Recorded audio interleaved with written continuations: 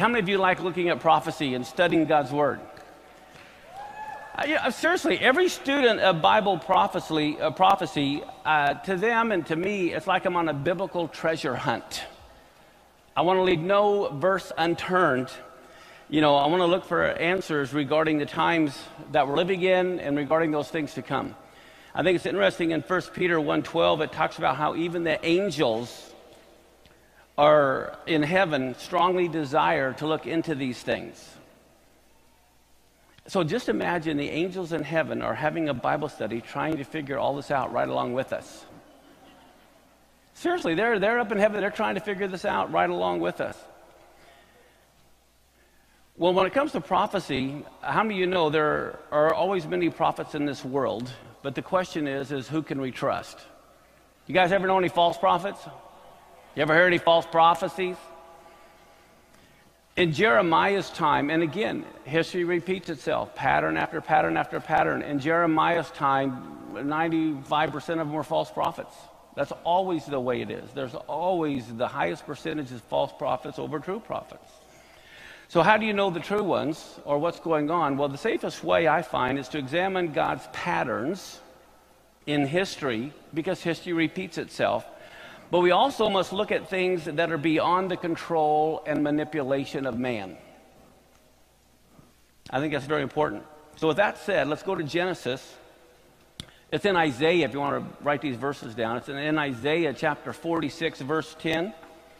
It said, God declared the end from the beginning, from the ancient times, things that are not yet done. Do you realize if he declared the end from the beginning, if you really want to understand the book of Revelation, you got to read Genesis. But the problem is we don't see the end in the beginning, but the end is actually all over in the beginning when you know how to look at it. So if we really want to understand end times, we have to start in the book of Genesis. Now, when God created the sun and the moon, many of us think that he created it because we needed light and heat. I mean, it is true, we do need light and heat.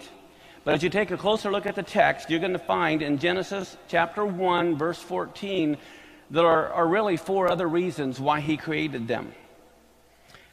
And if you have your Bibles with you, you can turn to Genesis 1:14. But it said that God said, let there be lights in the firmament of the heaven to divide the day from the night.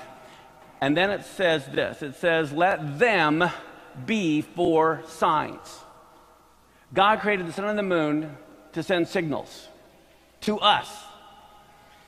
And then it says, let them be for signs, for seasons, for days and years. The Hebrew word for signs here is ot. It's the aleph, the yud, or the aleph, vav, and the tav is how it's spelled. It's ot. And do you know what this word actually means? It means to be used as a signal or waving a flag. Remember the old saying, one if by land, two if by sea? So God created the sun and the moon to send signals. It's like he's going, hello, hello, eclipse, eclipse. That's why God created the sun and the moon. The number one reason he has here is to send us signals. The problem is we don't know how to read the signals, or when the signals have meaning or not. So one of the main reasons God created the lights was to send us signals. I can't help but think of a baseball coach who will wiggle his nose or touch his ear or something like that so the baseball runners know they're supposed to run or try to steal or whatever. What happens if the runner forgets the signals or doesn't know the signals? They don't know how to respond. So this is why biblically we have to understand when God says he created things for signs, well, we have to know what these signs mean. What's interesting, if you look at the Strong's number for that word for signs, it's Strong's number 226, not only does it mean a sign, but it means in the sense of appearing, and it means to come.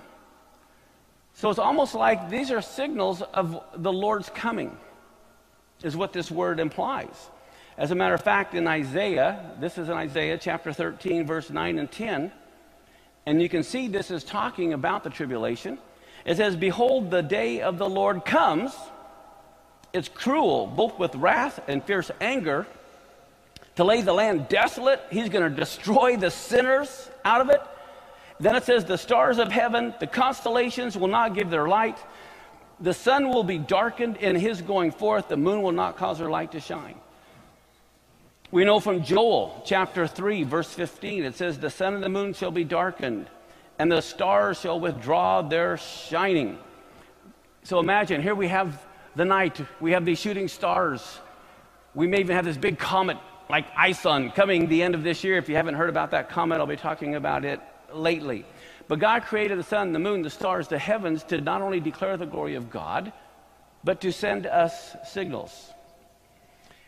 As a matter of fact, the Lord himself emphatically said in Luke chapter 21 to his disciples that there would be signs in the heavens before his coming.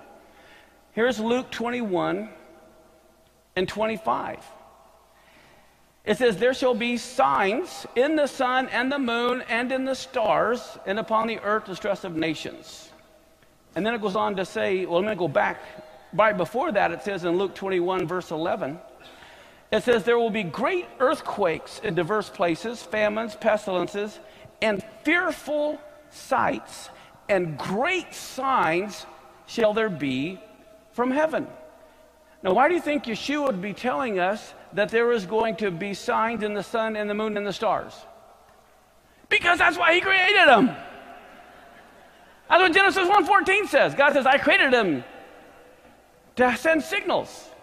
And then what does the Lord say? Guess what? There's going to be signs in the sun, the moon, and the stars.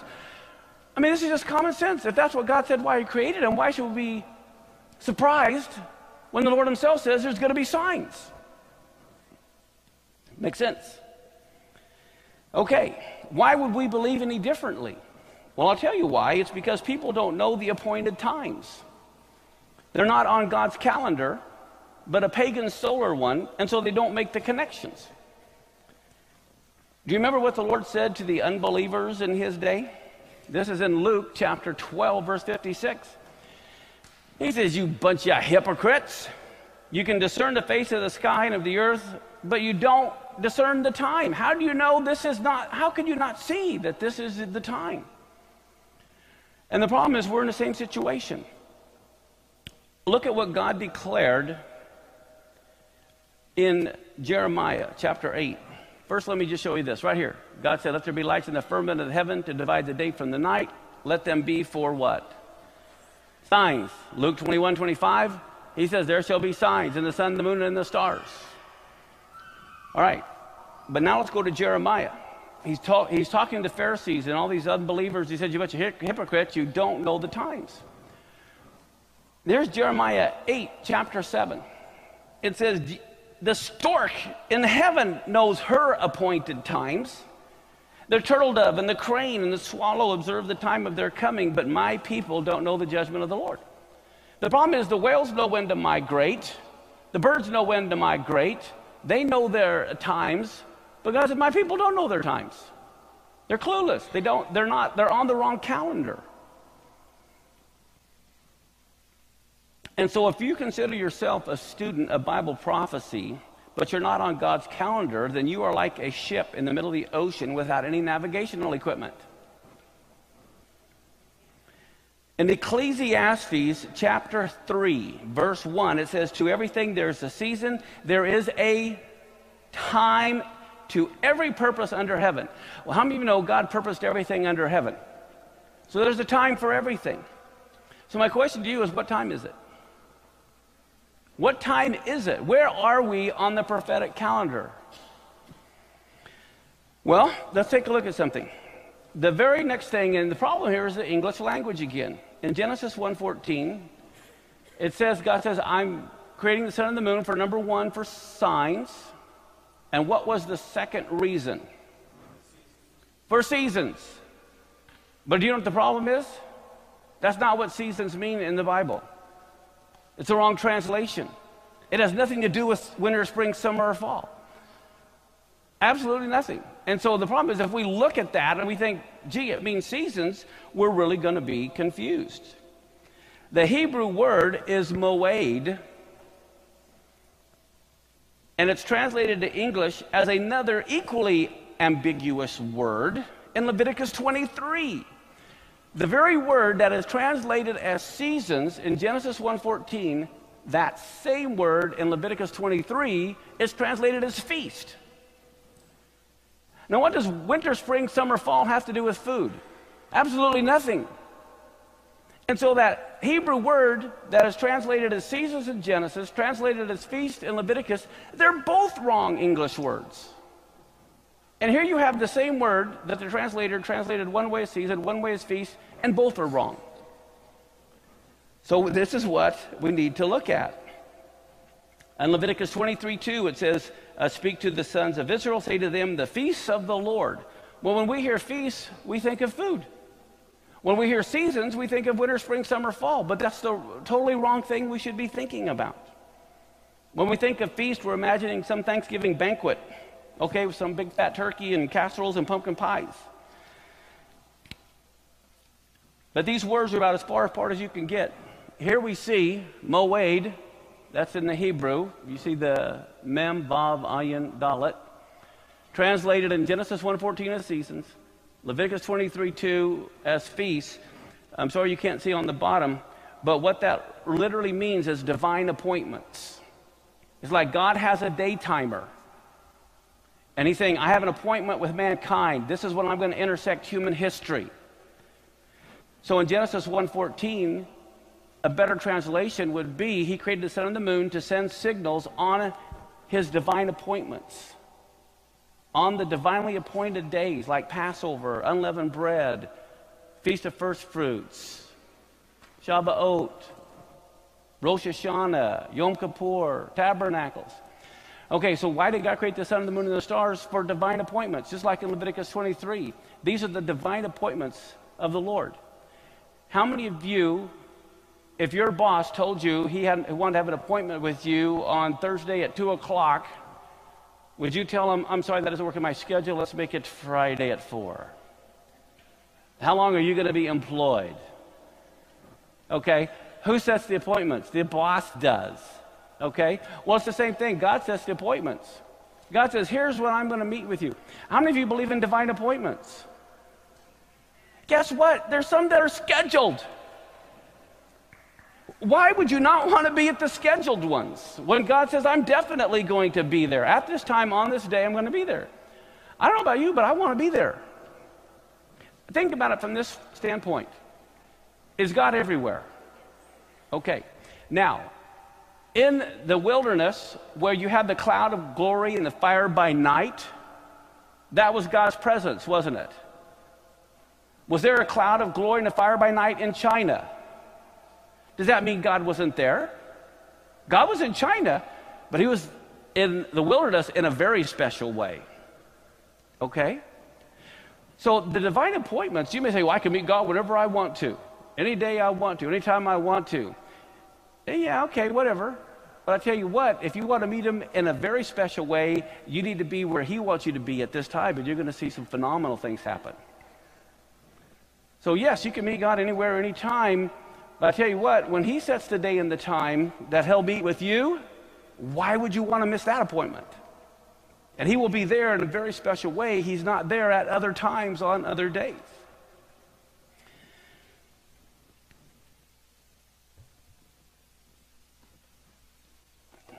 The feasts of the Lord were always to be considered as divine appointments that God predetermined as to when he would intersect human history. In Revelations, God said that Messiah was slain from the foundation of the world. When it says he was slain from the foundation of the world, what this is saying is the Father knew the year, the month, the day, the exact hour that Yeshua would die. Do you think Yeshua died and the Father went, oh, good grief, we got to go to plan B? That's not what happened. He had it all planned out from the very beginning. He knew what day Yeshua was going to die, what time he was going to die. You know, the Father even picked what songs were going to be sung at his funeral. I can tell you the songs that were sung. Okay, God is very detailed. But here's the important thing. And I think this is so important. We just got done reading in Genesis 1:14, God created the sun and the moon for signs and what? Seasons. Okay, signs and seasons. And signs mean signals. The word seasons mean for his divine appointments, right? With that understanding, look at 1 Thessalonians 5, chapter 1. What is Paul saying? Concerning the times and the seasons, brethren, you don't have any need I should write to you. Why does he say that to them? They know the times and the seasons. They understand that it means a divine appointment, not seasons. So now listen to 1 Thessalonians 5, 2 through 4. You have to realize who he's speaking to. He's speaking to people who know the festivals of the Lord, the divine appointments. And look what the rest of it says.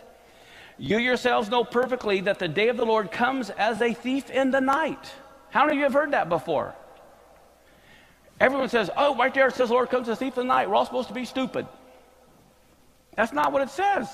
Look at this. For when they say peace and safety, then sudden destruction comes upon them as labor pains upon a pregnant woman, and they shall not escape. Now listen to this next line. But you, brethren, are not in darkness, that day will overtake you as a thief.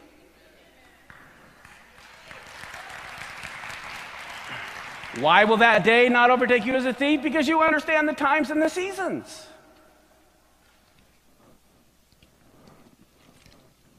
I don't have time to go into it, but everywhere that he says that he comes as a thief in the night, or you won't know the day and the hour, you have to look at who he's talking to. He's talking to the lukewarm church of Laodicea in Revelation. He's talking to the foolish virgins. He's talking to the evil servants. When he says you won't know the day and the hour, look at who he's talking to. But the problem is we've been on the wrong calendar. What does them mean? Okay, it says in Genesis 1:14, he created the sun and the moon for signs. Oh, he says, let them be for signs and seasons. What does them mean? All right, well, here's what's important. God declared that the sun and the moon were also to determine the days and the years.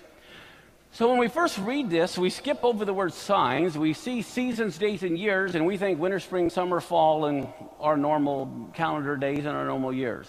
But that's a false understanding. This had nothing to do with our pagan calendar. Our calendar is created by a pagan Roman ruler. It was known as the Julian calendar by Julius Caesar. Okay, it's totally based on the sun.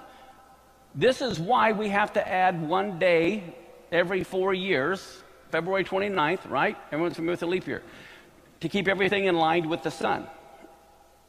The Muslim calendar is based totally on the moon. This is why Ramadan will be in November one year, and it might be in July, it could be in April, because it's based on the moon. But God said, when it comes to my calendar, let them be. It's based on the sun and the moon. The biblical calendar is a lunar solar calendar. So I want us to think in terms of God having a day timer.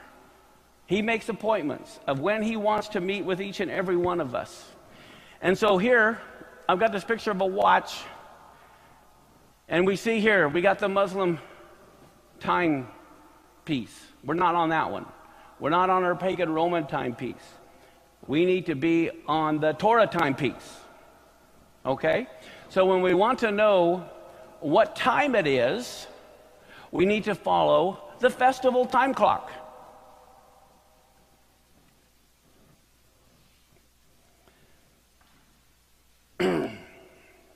This is why on the biblical calendar, just like we add a leap day every 4 years, on the Jewish calendar, the biblical calendar, they add an entire month 7 times over about 19 years.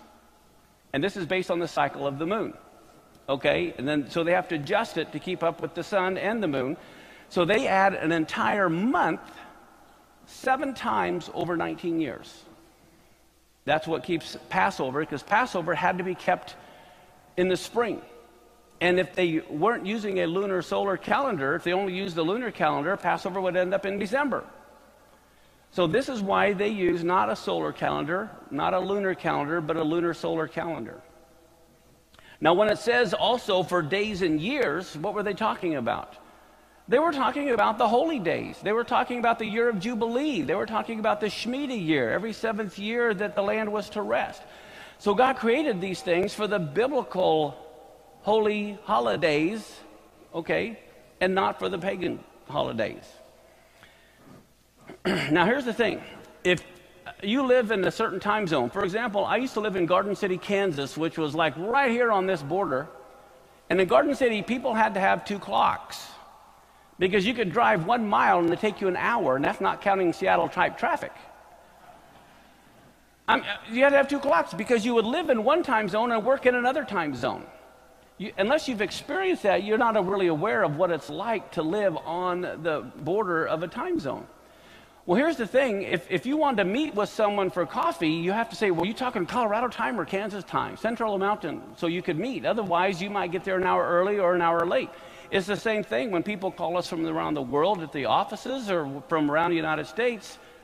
You know, they may call it 8 in the morning their time, but that could be 5 in the morning our time and no one's there. We've been talking about connections, how important it is to connect. If you want to connect someone, you got to make sure you're on the same time, schedule. Doesn't matter, you know, as far as our communication goes, which one we're on, but we have to agree. The very idea of a feast, the divine appointment, also implies a wedding. Okay, what happens if the bride and groom don't communicate what day and what time they're going to get married together, or they disagree? It ain't happening. Okay, so how many of you want to be part of the bride of the Messiah? Anybody here want to be part of the bride of the Messiah? Don't you think it'd be a good idea to be at the dress rehearsal? At the wedding rehearsal. That's what the feasts are. The Magi, they understood the significance of the signs in the heavens tied to God's divine appointments. This is why in Matthew chapter 2, it says they were looking for he that is born King of the Jews because they had seen his star in the east and they had come to worship him. And you know what's amazing? This is in Psalms chapter 104, verse 19. It says, God appointed the moon for seasons. And the word seasons there again is not winter, spring, summer, fall. It's for the feast days, the divine appointments. So God created and he appointed the moon specifically to determine when the feast days were. Now, one of the most important things to remember concerning the feasts of the Lord in Leviticus 23 is to who they belong to. It goes to say in Leviticus 23:2, speak to the sons of Israel and say to them, the feasts of the Lord, which you shall proclaim, are to be holy convocations. Even these are my appointed feasts. All too often in Christianity, we say, oh, those are the feasts of the Jews, discard them, throw them out, trash them, put them into the trash bin of history. That's all old. Nowhere does it say the feast of the Jews. These are the feasts of the Lord. He says these are my feasts. Think about that. God is the one who's the boss who sets the appointments in the day timer. Now, he's invited the Jews to come and participate. That doesn't make it the feast of the Jews or the appointments of the Jews. It was the appointment of God, and if they don't want to come, that's their problem, but I sure it. If you belong to the Lord, then the feast belong to you. So it's very important to realize that they're his feasts. Even in Exodus chapter 12, verse 11, concerning the Passover, it says, and thus shall you eat it with your loins girded, your shoes on your feet, your staff in your hand, eat it in haste. It is the Lord's Passover. It doesn't say it's the Jewish Passover. It says it's the Lord's Passover. It belongs to him. It's all too often from an anti-Semitic viewpoint that we relegate all the feasts of the Lord to the trash bin of history. But what does Colossians say? These things are shadows of things to come, which means that haven't arrived yet. Which brings me to the next point. The feasts were also called in Leviticus 23 holy, which means what? Set apart, convocations. Now, what does convocation mean? It means an assembly. But what's fascinating, the Hebrew word here is mikra, and it implies a dress rehearsal. Okay, so for every year, God told them around 1500 BC, they were to slay the Passover lamb on Passover at 3 in the afternoon. So every year, the Jews are killing the Passover lamb on Passover at 3 in the afternoon. And when do you think Jesus died? On Passover at 3 in the afternoon. He didn't die in July. He didn't die in December. So every year, they were doing the dress rehearsal of what was to come. Okay? Well, that's what the fall feasts are. They're the dress rehearsal of what's coming at his second coming. I mean, I can't help but think about this. Yom Teruah, the Feast of Trumpets, when we come together, we blow the shofar 100 times. Okay, that's traditionally what is done. The last blast is known as the last trump. When Paul referred to at the last trump, we shall all be changed, he's talking about the Feast of Trumpets. And so every year on the Feast of Trumpets, we are worshiping the King, honoring the King, we're blowing the shofars, but we have to realize, just like the tabernacle on earth was patterned after the one in heaven, they are also practicing his coming in heaven. The angels are there blowing shofars and practicing. Can you imagine? If something's important, you're going to rehearse it, right? Just like at a wedding. Well, can you imagine in the heavens, do you think they're not practicing the second coming of the Messiah when everyone is worshiping him and praising him? Man, they are practicing. This is the King of Kings who created the universe. Talk about honor. Just like if some governor or king or president was coming and we were going to honor him, we'd want to make sure everyone knew where they were going to stand, what they were going to do, and rehearse everything so it's ready. Well, that's what they're doing in heaven. And so on that day, while they're doing it in heaven, we're supposed to be practicing it on earth. And again, think about what it's going to be like one of these days on the Feast of Trumpets. We're there honoring and praising the King and blowing the shofar, and the next thing we know, we're going to be in the presence, and we're going to fit right in. It's just boom, all of it. It's not going to be shock and awe so much. We're going to be there. Okay. So let's think again at the first two reasons of why God created the sun and the moon. He created them to do what? To send signals on his divine appointments. That's how you need to read Genesis 1:14. You know, all the holy days. Now this is huge. Now let me ask you something. How many of you believe that God is the same yesterday, today, and forever? Okay? Oftentimes Christians have and I don't mean to say this negatively, I don't know what the right term is, but oftentimes we have a knee-jerk response of course he is. But I ask you to look deeper into your heart and ask you, do you really, really believe that he is the same yesterday, today, and forever? If you really, really believe that, if you honestly answered yes, then I've got to tell you something that I hope will rock your theological world. If God is really the same yesterday, today, and forever, if he fulfilled the spring feast to the very day of his first coming, he would fulfill the fall feast to the very day of his second coming. The feast of Passover was fulfilled on Passover. Unleavened bread was fulfilled on unleavened bread. He rose on a Jewish feast of first fruits. Okay? Shavuot or Pentecost happened on Pentecost. This is why in Acts it says there were Jews from every nation there because they had to be there. I mean, that's why they were there. And remember, Peter said, these guys aren't drunk. It's the third hour of the day. Well, that's 9 in the morning, time of the morning sacrifice. So here, at 9 in the morning, at the time of the morning sacrifice, all the Jews, they weren't in the upper room, guys. They were in the temple. That was the house of God. God said, make my house a house of prayer. They weren't in the upper room of the house. They were at the temple. They had to be there at 9 in the morning, the time of the morning sacrifice. And then the Spirit is poured out on everybody there, and you can't get 3,000 people in an upper room. Okay? They were at the temple. But it happened on Pentecost. So if all these things happened to the day for his spring feast to be fulfilled, why wouldn't we think he fulfilled the fall feast? And they have to happen in order. The Holy Spirit cannot be poured out in Acts until he rose from the dead. He's not going to rise from the dead until he dies. Okay? He's got to be buried first. They're not going to bury him before he's dead. Well, same thing with the fall feast. The Feast of Trumpets has to be fulfilled first on the Feast of Trumpets. Then Yom Kippur has to be fulfilled on Yom Kippur. Then Tabernacles has to be fulfilled on Tabernacles. Okay? And we have DVDs where I go through prophetically what will happen on those days. But if something happens, but it doesn't happen on those days, there's no connection.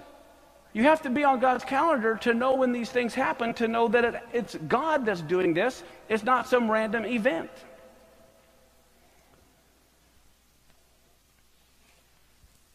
In Revelation chapter 13, again, it says that Yeshua was slain from the foundation of the world. So this is telling us that God planned everything in advance. What we need to do is hear and understand what the Lord's trying to tell us in our day. So, with this new understanding, we see that God specifically created the sun, the moon, and the stars to send signals to his children at his appointed times, so we would be aware that significant events are going to be unfolding. I mean, God always wants to warn his kids. Why do you think in the book of Joel, Isaiah, Revelation, as well as Jesus himself in the Gospels would declare there would be signs in the sun and the moon and the stars? This is common sense. He created them that way. Now, in case you didn't know this from a scientific standpoint, this is important, because some people think there was this total solar eclipse when Jesus died on Passover. That was impossible. It was not a solar eclipse. That's not why it was dark. First off, solar eclipses don't last 3 hours, okay? But here's the thing. You can only have a total solar eclipse on the first day of a biblical month. It only can happen at a new moon. You can only scientifically have a total lunar eclipse in the middle of a biblical month, like the 15th. Okay? That's the only time that a lunar eclipse can occur. Now think about this for a minute. How many of you knew or know that God probably had that figured out? Do you think God, oh, gee, man, I should have thought about that? Okay. God knew you can only have a solar eclipse on the first of a biblical month. He knew you can only have a total lunar eclipse on the 15th, the middle of a biblical month. So why do you think he put Passover and Tabernacles in the middle of the month? He could have put Passover on the 7th of the month or the 20th of the month. He purposely put it on the 14th, 15th of Nisan, the first day of unleavened bread, Passover, and the 15th for Tabernacles, because he wanted at the right time to send a signal on his feast days. You can't have a total solar or lunar eclipse. Why do you think Rosh Hashanah is on the first day of the 7th month? So he could send a signal to us through a solar eclipse. Does that make sense? All right. Now, how many of you know there's been a lot of solar eclipses and lunar eclipses? The question is, do they happen on the feast days? That's when God wants to communicate to us. But if we're not on the biblical calendar, we don't even know when these feast days occurred, let alone if there's been an eclipse and he's trying to tell us something. So with that in mind, let me also explain to you this.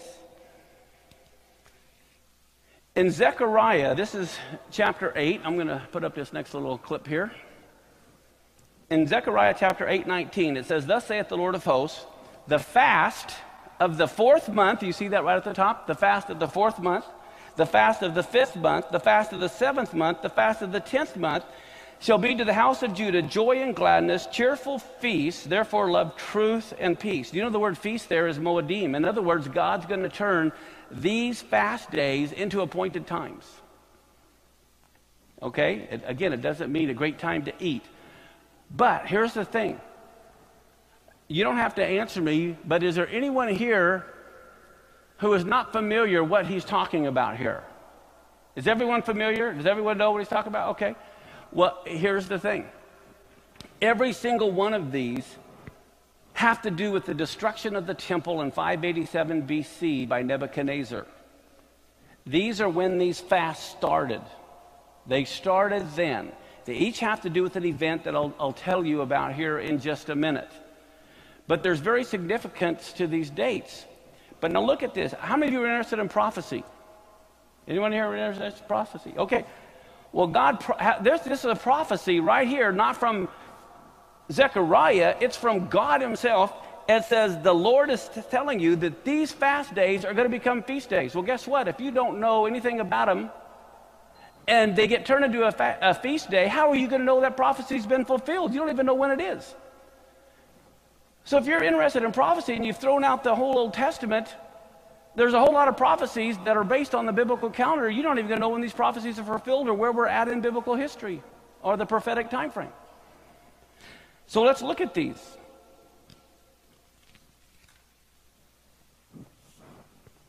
The fast of the 4th month is the 17th of Tammuz, and that's when Nebuchadnezzar broke down the walls to get to Jerusalem.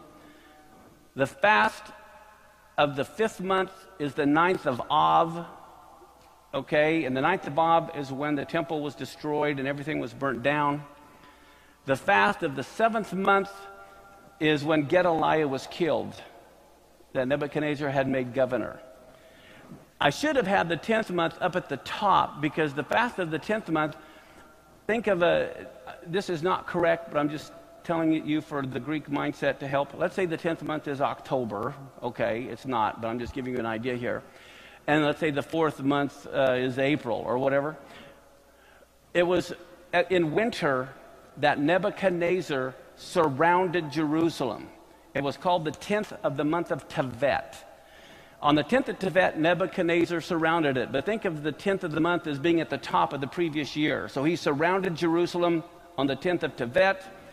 And then, the 6 months later, in the 4th month, he broke through the walls. 5th month, he destroyed the temple, appointed Gedaliah. The 7th month, Gedaliah was killed. But here's the thing that's amazing. I don't know how many of you have not heard of the 17th of Tammuz, but the 17th of Tammuz was the day they worshiped the golden calf. And because that was the day they worshiped the golden calf, that day has become a curse throughout all of history. This is why on the 17th of Tammuz, Nebuchadnezzar surrounded the temple, or broke through the walls, to destroy it. Do you know it was on the 17th of Tammuz that Rome, 600 years later, broke through the walls to destroy Jerusalem in 70 AD? Well, guess what? In 2007, the Lebanon War that happened, when the missiles were coming from the north, it happened on the 17th of Tammuz, the same day they were fasting because of the worshiping of the golden calf. The same day Nebuchadnezzar broke through the northern walls, the missiles are flying over the northern walls. The 9th of Av is the very day the 10 spies brought the bad report that they couldn't take the land because of the giants. So the 9th of Av became a cursed day in history. This is the very day Nebuchadnezzar destroyed the temple, was on the 9th of Av. 600 years later, in 70 AD, the very same day Rome destroyed the temple on the 9th of Av. In 1290, all the Jews were kicked out of England on the 9th of Av. In 1492, all the Jews were kicked out of Spain on the 9th of Av. World War I started on the 9th of Av. Hitler's proclamation to kill the Jews was on the 9th of Av. They evacuated the Gaza Strip, giving away the Promised Land in 2005 at sunset on the 9th of Av. But if you're not on the biblical calendar, you're not seeing the connections. This is why we want to be on God's calendar. Okay, this is the Babylonians destroying the temple, Rome destroying the temple. So the thing I want to emphasize, again, is being on God's calendar. The spring feast were all fulfilled at his first coming. Okay, the 50 days to the counting of the Omer, he ascended on the 40th day. Pentecost was fulfilled on Pentecost. Okay, then we have this bridge to the fall feast. The purpose is his two comings, his first coming and his second coming. Okay, so now that we recognize, I hope everyone understands the significance of God's calendar, and I hope you understand the whole concept of these eclipses that are coming on God's calendar. What would you say if I told you now that you have a better understanding, if there were 4 total blood moons coming back to back, right in a row, and falling on the feast days? Here's what we have coming. In 2014, on Passover, we have a full blood moon, April 15th of 2014. October 8th, we have a total lunar eclipse on the first day of Sukkot. And March 20th of 2015, on Adar 29, Nisan 1, if you remember, God told Moses that Nisan is going to be the beginning of the religious calendar year, right? Tishri 1 is the beginning of the civil year, or Rosh Hashanah. Nisan 1 is the very day Moses set up the tabernacle, the fire fell from heaven, the glory fell. So here, beginning the religious year in 2015, there is a total solar eclipse on that very important biblical day. 2 weeks later on Passover, a total lunar eclipse on Passover. another solar eclipse on Rosh Hashanah, and then another total lunar eclipse on Sukkot. That is what is coming starting next spring. Now, how this basically started, I was in my prayer closet. I was just praying and asking God. I had seen in March of 2008 this total lunar eclipse over the Temple Mount. And I was remembering these verses, that there would be signs in the sun and the moon and the stars. And so I went to NASA's website. Now, here's one thing I want to point out because of different things people have said. They said, this is my theory. NASA is not a theory. This is math. How many of you know I do not control an eclipse? Okay, this is not a theory. It is not a theory. It is a fact that these are happening on this day. It is a fact that they are happening on the biblical calendar. Now, how you want to interpret these events, I tell people you can put it in your own theological pipe and smoke it like you want. Okay? But I noticed in 2014 and 2015, right here, let's put these blood moons down. There's another one underneath. I should have made this a little bit smaller. But here's where you have these 4 blood moons in a row. And I was looking at that, and I thought, well, how often do you get 4 total lunar eclipses in a row? That's, as a mathematician, I like looking at these things. Well, guess what? There were not 4 lunar eclipses in a row in the 1800s. There was none in the 1700s. There was none in the 1600s. Okay? So they're not common. But now, in the 1500s, it happened 7 times there were 4 blood moons in a row. But guess what? They didn't all fall on the feast days. So now we're going to just like, I don't know if it's double or triple the odds. Not only what are the odds of having 4 in a row, what are the odds that all 4 fall on feast days? Okay, so that's another significant event. So I saw these 4 total lunar eclipses, and I thought, oh my goodness. And then when all of a sudden it hit me, I was looking at April and in September and October, and all of a sudden it hit me, you goofball, you got to put these on the biblical calendar. So I switched to the biblical calendar and saw they were falling on these feast days. Okay, well, now my next thing I got excited about as I was looking at this, okay, well, when was the last time that you not only had 4 blood moons in a row, but they also happened on Passover and Sukkot? The last time was 1967 when Israel captured Jerusalem. In 1968. So now I'm getting excited thinking, oh my goodness, here we are. Jerusalem has been recaptured, and on Passover and Sukkot, you have 2 years in a row these blood moons. God was sending a signal saying, hello, this has to do with me. That make sense? How about the time before that? The time before that was 1948 when they became a nation. What do you have? Passover and Sukkot. You've got a total lunar eclipse both times. So now I'm thinking, good grief. What are the odds that here you don't have 4 blood moons in a row? You have it in the 1900s. Both times it has to do with Israel prophetically big time. It doesn't happen in the 1800s, doesn't happen in the 1700s, doesn't happen in the 1600s, it doesn't happen in the 1500s that they fall on the feast days. The next time it happened, remember 1492 when Columbus sailed the ocean blue? Most people don't know he was Jewish, and it was a boatload of Jews that were leaving town because they were all kicked out of Spain on the 9th of Av. These were a boatload of Jews hightailing it out of there. His cartographer was Jewish. A lot of the people were Jewish.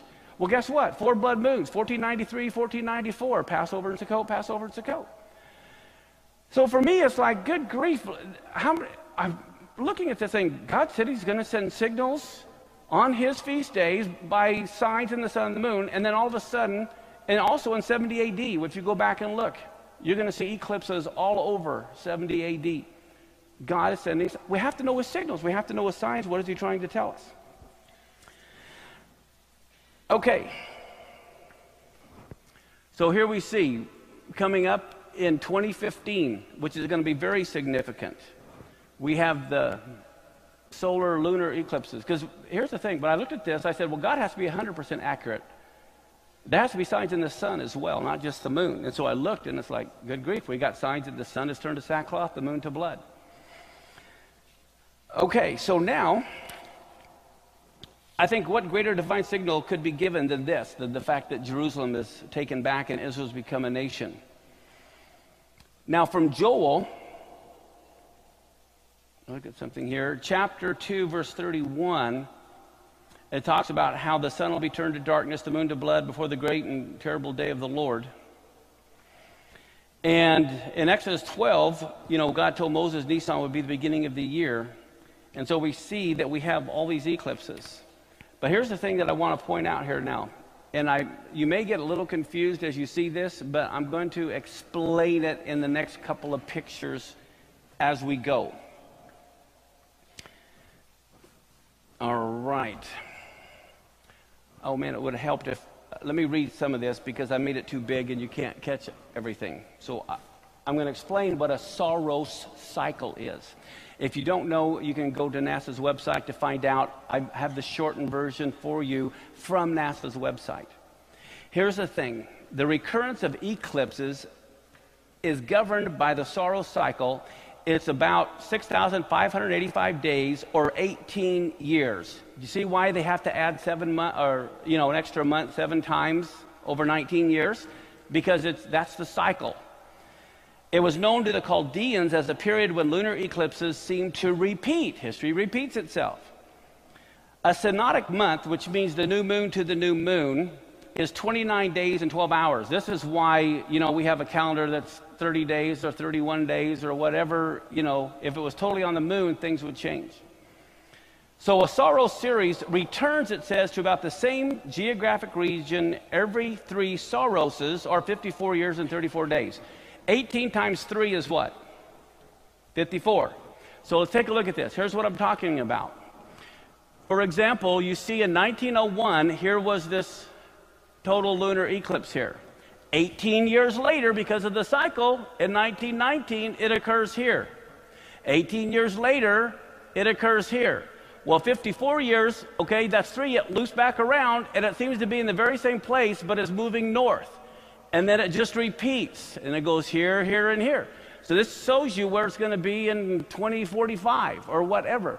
It starts like it's the South Pole, and it moves up to the North Pole, okay, because of the angle. So does everyone see the pattern, how eclipses tend to repeat themselves? I want you to think of a clock as things just going around. I have here eclipses occur in families that link together the eclipses, and it says they happen 18 years apart, as we just showed. But these families evolve over cycles that last 1,200 to 1,400 years. These Saros cycles, they're real long. With that in mind now, let's take a look at something. How close are we to midnight? Remember, I think it was Rabbi Lappin said, so many things happen at midnight. And I think in our own mind, we always wonder, how close are we to midnight? Where are we?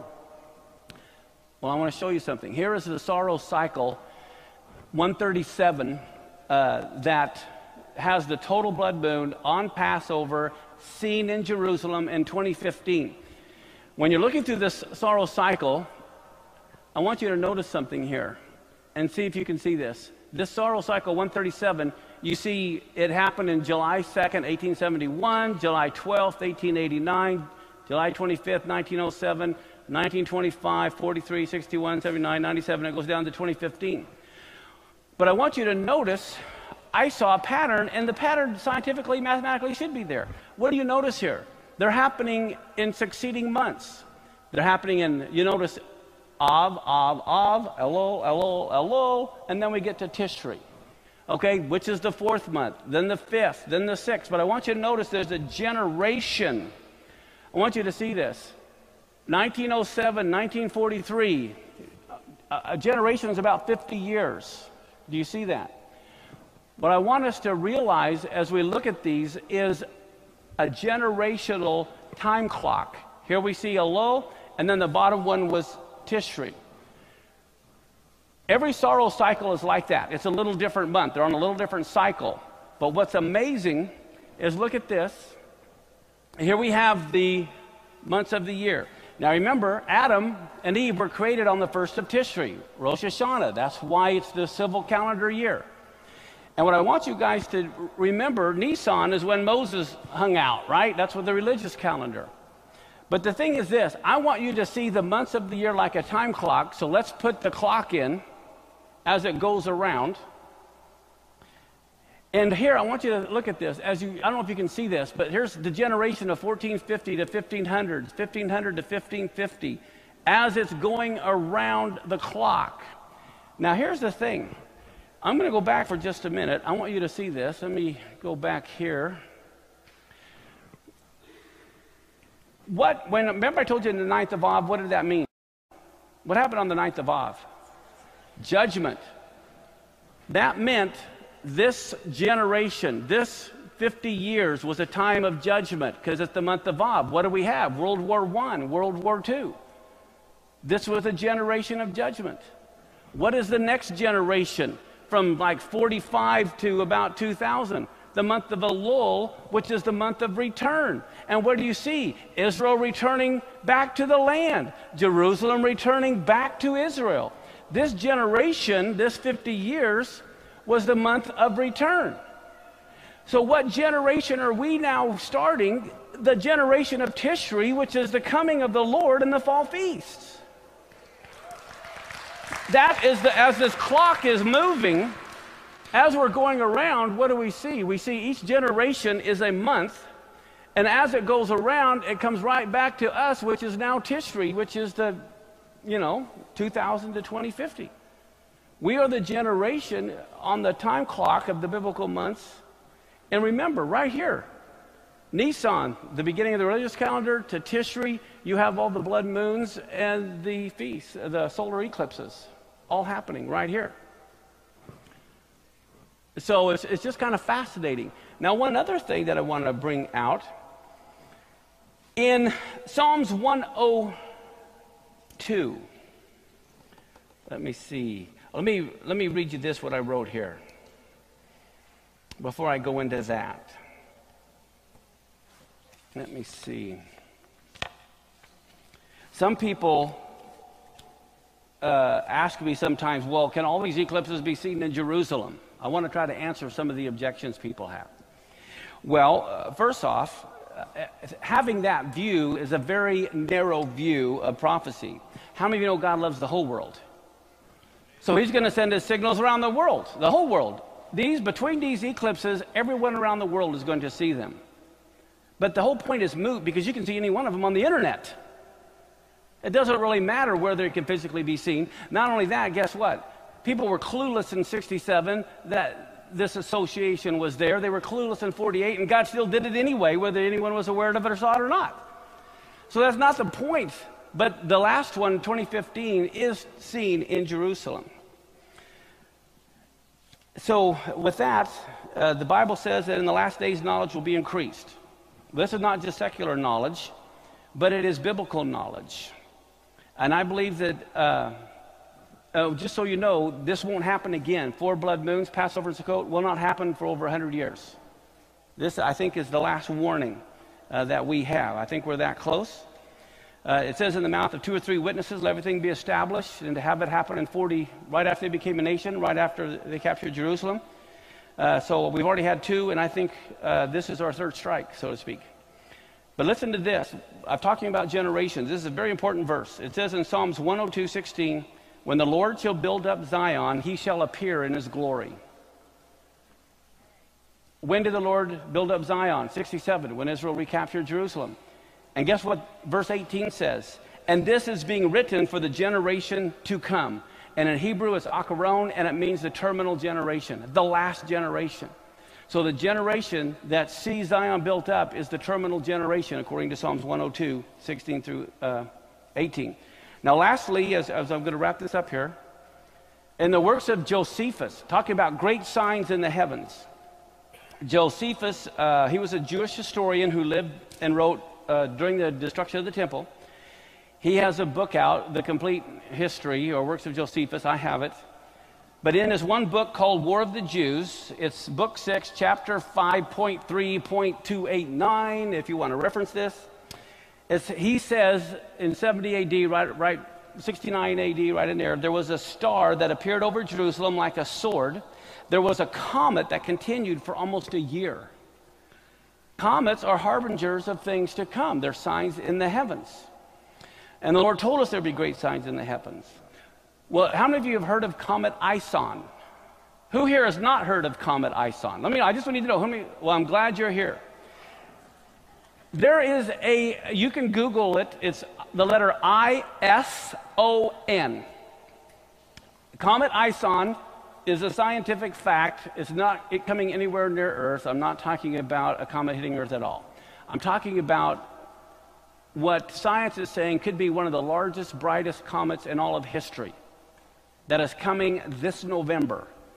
It's going to be, and the scientists say, it's going to be bigger and brighter than a full moon. It will be able to be seen during the daytime. Okay? You can Google it, and there's all kinds of scientific people out there showing where it's going and how it's going to orbit. This thing it's a monster. ISON. Just Google Comet Ison. Well, what's amazing to me, and again, I read this in the news, but they're not making the connection. Guess what? It's going to loop around the sun. It's going to be going in so far from us, but it's going to be so big. The tail is like 40,000 miles long. And it's going to loop around the sun. And they say on November 28th, you can see this, just look at the scientific journals. November 28th is when it's just lit up like crazy. Well, guess what? November 28th is the first night of Hanukkah.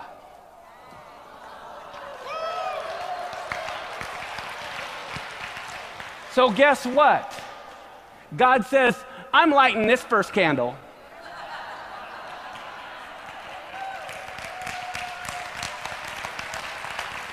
But if you're not on the biblical calendar, you don't make the connection.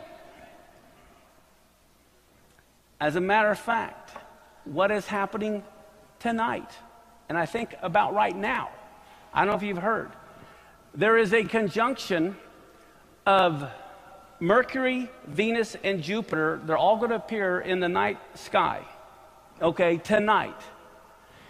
And what's fascinating in this, do you guys know what Jupiter, the Hebrew word for Jupiter is? Okay, it's a Sadiq, which means righteousness. And Yeshua is the king of righteousness. Jupiter represents the king, represents Yeshua. You also, in conjunction, you have Venus. Venus is the bright and morning star representing Yeshua, who is the bright and morning star.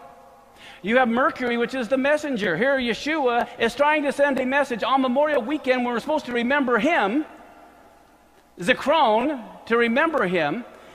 We have all three of these, and wait till you see where they're happening. But the other thing is, you know the next time three planets are in conjunction happen again? October of 2015. And October of 2015, is when it appears, and guess what? This time, it's Jupiter, Venus, and Mars, which is war. And this is what, in 67 with the four blood moons, what was there? War and Israel. 48, what was there? War and Israel. Here again, what do we have? 2015. And guess where these are happening? I don't know how many of you were here on Shavuot last week when I taught. Or last year when I taught. But it so happens, they all are occurring in the horns of Taurus, which is the letter Aleph of the bull representing God.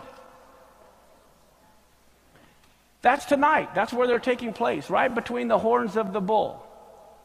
In 2015, where does it take place? Under the feet of the Lion of the tribe of Judah. This is from an astronomy program.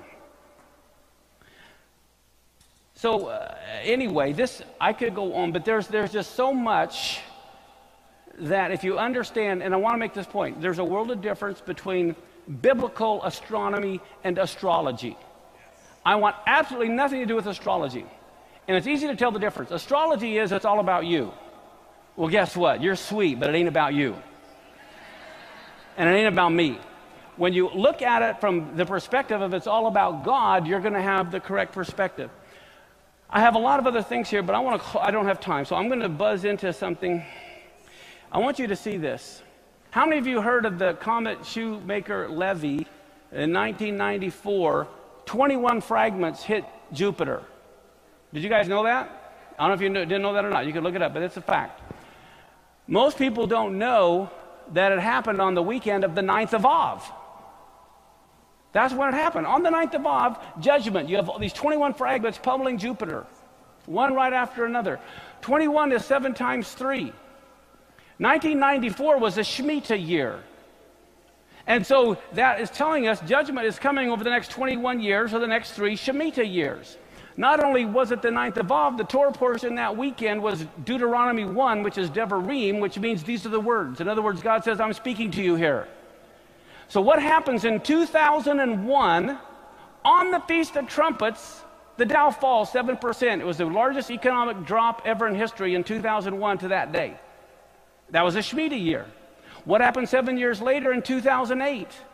On Rosh Hashanah, the first day of the 7th month, the Dow falls 7%, a $700 billion loss on a failed $700 billion bailout.